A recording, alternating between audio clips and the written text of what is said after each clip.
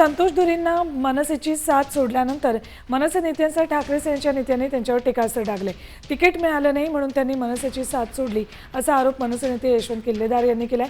तर संतोष धुरींच्या जाण्यानं 5 पैशांचा तोटा नाही असा हल्लाबोल ठाकरे सेनेचे नेते महेश सावंत यांनी केलाय।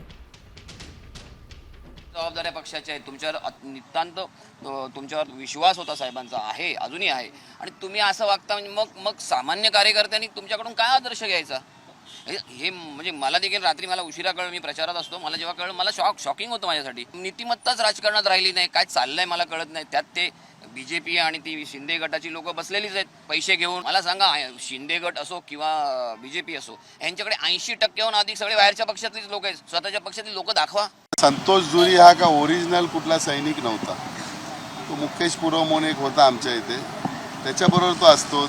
ॲक्च्युली त्याला राजकारणाचा काही गंधच नव्हता, परंतु यशवंत किल्लेदार असू दे किंवा ते त्यावेळेचे राजसाहेबांचे जेवढे अनुयायी होते त्यांच्याबरोबर त्यांचे संबंध चांगले होते।